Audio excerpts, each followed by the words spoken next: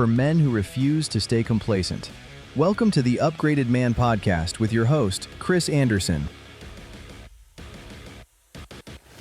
Who errs? Who comes short again and again? Because there is no effort without error and shortcomings. If you're sitting there right now feeling like you've been losing more than you've been winning, like you keep showing up and you keep falling short over and over again, I want you to stay with me for the next 30 or so minutes because this episode's for you. I'm Chris Anderson, and welcome to The Upgraded Man.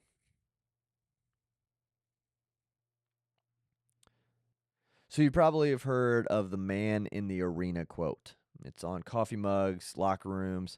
It's a thing somebody texts when you're going through it, right? But I'd bet most of you have never heard the whole thing, and almost nobody has heard the story of who wrote it and where he was in his life when he did. So let me set the scene. It's 1910 in Paris, a room full of intellectuals, professors, and statesmen. Theodore Roosevelt walks up and gives this speech. And here's the part most people miss. He's the former president. He's out of office. He's just watching from the sidelines while other men run the country he used to run.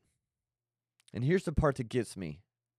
Years before this speech, Roosevelt lost his wife and his mother on the same day in the same house, just hours apart. And that night he wrote this line in his journal. He said, "The light has gone out of my life." And then he packed up, he disappeared. He went to the Badlands of North Dakota for 2 years. He worked cattle, slept on the ground, tried to find a reason to keep going. How many of you have been in positions like this or felt like this sometimes? And while he was out there in North Dakota, he finally figured it out, and he didn't come back the same man as he left. So when he stands up at this podium in Paris, this isn't some politician dropping a line for applause. This is a man who has bled, who's been through some battles, who's fought some things and been through some things, just like you probably have. It's a man who's been on top of the world, and he's got knocked off, buried people he's loved, rebuilt himself from nothing, and is now standing in front of a room full of critics asking himself the same question a lot of you are asking right now. What kind of man am I going to be with the time I've got? And we don't know how much time that is. That's the man who wrote these words. Not a motivational speaker, not a coach, not somebody trying to sell you something. He was a man in transition who knew that dust and sweat and blood, well, he knew what it actually felt like. And that's why it hits different when you really sit with this speech I'm going to read through in a moment. But here's what I want you to do. I'm going to read the whole passage. Then I'm going to walk through 6 different areas of the speech that I think a lot of us miss or would miss if we read it. And if any one of these, if you let them sink in, if you take them in, could change how this week and all the weeks going forward look like and end for you. So here we go. Buckle in. We're going to read this full passage, not super long. It is not the critic who counts, not the man who points out how the strong man stumbles or where the doer of deeds could have done them better. The credit belongs to the man who is actually in the arena, whose face is marred by dust and sweat and blood, who strives valiantly, who errs, who comes short again and again, because there is no effort without error and shortcoming, but who does actually strive to do the deeds, who knows great enthusiasms, the great devotions, who spends himself in a worthy cause, who at the best knows in the end the triumph of high achievement, and who at the worst, if he fails, at least fails while daring greatly. so that his place shall never be with those cold and timid souls who neither know victory nor defeat. All right, let's actually break this down now. So the first one, it is not the critic who counts. Every man listening to this right now who listened to that speech has a critic. You have one. I have one. You have one. We all have one. Maybe it's your boss. Maybe it's your father-in-law. Maybe it's the guy you went to high school with who's been quietly rooting against you on Facebook behind that keyboard for a long time. But here's also what I've learned. And I think it's actually what Roosevelt is trying to get at with his speech, with that quote, it's not the critic who counts. The loudest critic in your life isn't out there. That critic is between your ears. You know, that critic, it sounds like your parent when you brought home that Dear F on your report card. It sounds like the coach who said you wouldn't be good enough to play. It could be or sound like your ex. It could also sound like the version of you from 5 years ago that you're still trying to outrun. And that voice, the one inside your own head, that has more power to keep you out of the arena than any hater on the internet can. That's the first arena. The first arena we have to step into is one inside our own head. I had to battle that arena hard. End of high school into college, and some of you might have heard this story before, but you know that critic, that battle, that arena I was in was winning. It was beating me down. It was keeping me down to the point of where I was just going to throw in the towel and be done. You're not good enough. You're not worth being here. You're a waste of oxygen. That critic was brutal. And I started to believe him. But thankfully, and for me, and you, if you've listened to me at all, know faith is a part of my journey, a big part. And, you know, I wasn't alone in the arena. And you don't have to be alone in the arena either. You know, I leaned into God, and he stepped in. And he protected me, and he lifted me up, and he showed me my worth. And he showed me that I meant so much to him, and there's a reason I was here, even though I might not know it. And so I changed my whole mindset, and I started fighting back against that critic. And did it go away? Not completely. Still have to battle some of those critics in your mind, right? But it gets a little bit easier once you understand your worth. And you know, I truly believe that comes from God, and it was for me. And so that was something, you know, for me, battling in that arena was hard and a really big changing moment in my life. And so before we go any farther into the next one, I want you to ask yourself who that voice in your head, that critic, sounds like, or who it is for you. Because you can't fight it if you don't know who it is or what it is. So you got to name it so you can start battling in that arena. The second part that I want to hit on is the quote from the speech, "The credit belongs to the man who is actually in the arena." So something that took me a long time to admit about myself that I want to say here is, you know, for a long time, I wanted the credit without the arena.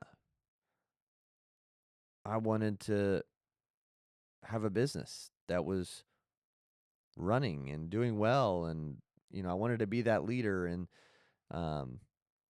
motivate others to do it, but I hadn't done it. I hadn't been through the arena.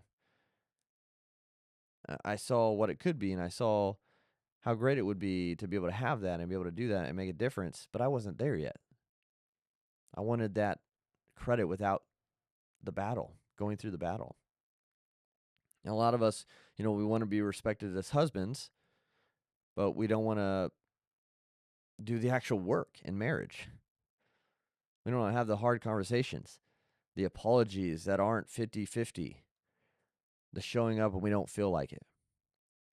We want to be a great dad, and we want our kids to think we are a great dad, but we don't want to put our phone down in the evenings when we're tired to focus on them and spend time with them. We want to be known as the leader at work, but we don't want that exposure that comes with actually leading something. We want the title without the bruises. And Roosevelt is sitting there in 1910 saying, you don't get to have one without the other. The credit you want is because of the bruises. That's the whole point of that sentence. So let me ask you this again while you're listening. What arena have you been avoiding for months? Maybe years. And you won't step into that arena because the cost of stepping into that arena seems too high. You know exactly what I'm talking about. It popped in your head right when I asked. Sit with that for a second, and then we'll jump into the next one. So the third piece of the speech, the quote, whose face is marred by dust and sweat and blood. The arena leaves marks. If you've been in one, if you've been through some life battles, you've got them. And you know what I'm talking about. But here's the thing. Most of us have been trained so well to just hide them. You don't want to talk to your buddies about the truth. You know, money's tight, relationships aren't good, business isn't where you want it to be. You don't tell anyone you feel like a terrible dad. You don't admit out loud that you haven't really prayed or read your Bible in over a year. You don't tell anyone if you think the business you started isn't worth it anymore. You just keep posting all the good stuff, hoping nobody asks the real questions. And listen, I get it. Been there, done that. We've all done it. We're all guilty of it. There's a reason we do this, right, as men. Because nobody really taught us another way. But here's what I believe. The polished man is a suspicious one. The one who seems like he's got everything together. Everything's perfect. There are no ups and downs. Just everything's golden. If a guy's face doesn't have any dust, sweat, blood on it, I don't know. It doesn't seem like he's going through the battles. Maybe it's too good to be true. What arena has he actually been in? And that's not to say he's not. We just are so used to hiding everything instead of being real with one another. Man, I've been through a lot of arenas in all of the areas, all right? All of them. And so we got to be a little bit more real. And, you know, as the ones, you know, doing the work, you can see it, right? You know when someone's going through some stuff or when they're trying. Doesn't mean we have to be negative. Doesn't mean we have to be woe is me all the time. But it's okay to be open about it. The marks aren't something to hide. The marks are the proof. And then he says, who errs, who comes short again and again. So I want to talk to you right now. If you're someone who's keeping track, who's keeping a running tally, the one who can list off in your head right now every place that you have fallen short. It's like instant. You can pull it up. You know, I failed here, I did this wrong, I could have done this better. As a husband, a father, a son, in your faith, with your temper, at work, your discipline, your fitness, in business, all the promises you made yourself that you break the next day. The man who has started to wonder, quietly, of course, because he's not going to talk about it, when nobody sees, maybe he's just not built for this. So I want you to hear me on this, right here. That list that you've been keeping, that you keep going back to, the one full of every place you've come up short or feel like you're lacking in, Roosevelt isn't reading that list the same way you're reading it. You're reading it as a list of failures. a list of your shortcomings. Roosevelt is reading that list that you created as proof that you've been in the arena. There is no effort without error and shortcomings. So, I mean, there's no success, there's no growth, there's no benefit, there's no getting better without messing up and without falling short.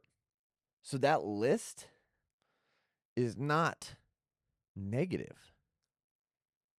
That's the thing, right? The man with the cleanest record, who hasn't failed at anything, who hasn't had the pain of falling short, well, he's really risked the least. For me, one arena that I feel like I fall short in every day almost is spending time with my kids, right? I just feel like I could do better, spend more time, be more focused on them. Because, there's business, there's relationships. I coach soccer, trying to take care of my fitness, try to take care of the house, the animals. And they almost get kind of the leftover, which is terrible. And I want to do better each day, and I try to do better each day. And I think that's the point, obviously, of this show, this episode, this speech. But that's a reoccurring thing that I look as a failure instead of seeing it as I'm trying each day to get better, and I fall short. If that makes sense. I hope that tracks with you. But that's something that, I repeatedly am trying to improve on, that I just feel like I don't.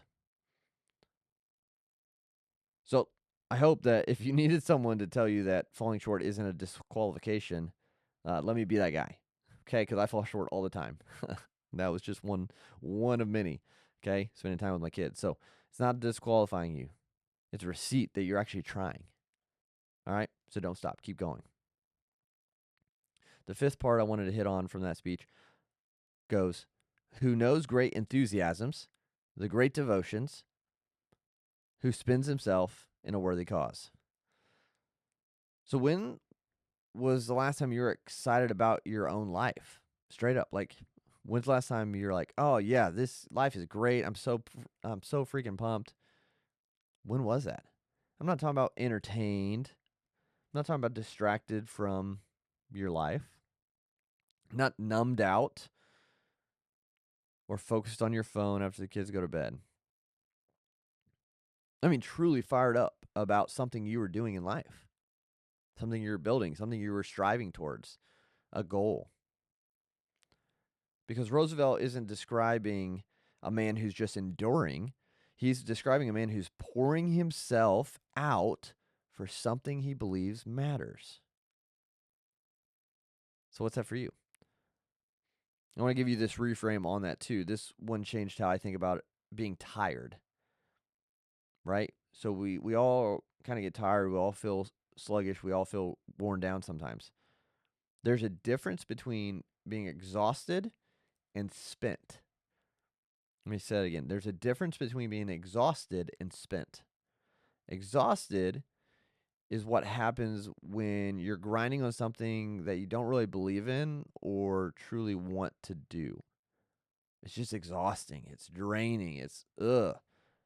Spent is what happens when you've poured yourself out for something worthy, something that you believe in, something that's bigger than you, that's something that gets you fired up.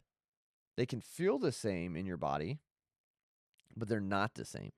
And the cure for exhaustion is not more rest. It's actually just shifting to taking action towards something that actually gets you fired up, something that's worthy in your mind and in your heart. So if you're tired right now, like really tired, I want you to ask yourself which one you really are. Are you exhausted or are you spent? Are you spending yourself on the right thing? Or are you just running on a treadmill that's pointed to nothing? Because those two things require completely different fixes. Next part of the speech, his place shall never be with those cold and timid souls who neither know victory nor defeat. That line should make us pause. I'm going to read it again. His place shall never be with those cold and timid souls who neither know victory nor defeat. Notice what Roosevelt is not doing. He's not comparing the man in the arena to the man who lost. He's not saying, well, at least you tried even though you got beat. No, he's comparing the man in the arena to the man who never got in it. The guy on the sidelines, the keyboard warrior, the one critiquing everybody who is trying. And Roosevelt's verdict on that guy is brutal, right? What he calls them cold and timid souls. I love that. That guy doesn't even know who he is because he's never even tested himself in the arena. So I want you to hear me say this. The opposite of being in the arena isn't failure. The opposite of being in the arena is complacency. Staying the same, being neutral. It's a life so guarded, so safe, so risk-free that you never lose. But you also never know what you're actually made of. So if you're listening right now and you can't remember the last time you risked something that actually mattered, I don't want you to feel guilty, but I hope it wakes you up. Because it's not really peace you're living in, it's complacency. And if you're not growing, you're really dying. And Roosevelt would rather you fail in the arena than win on the sidelines because the one in the arena at least knows who he is. He knows what he's fighting for. He knows the purpose that he's going towards. Let me talk to you for a second.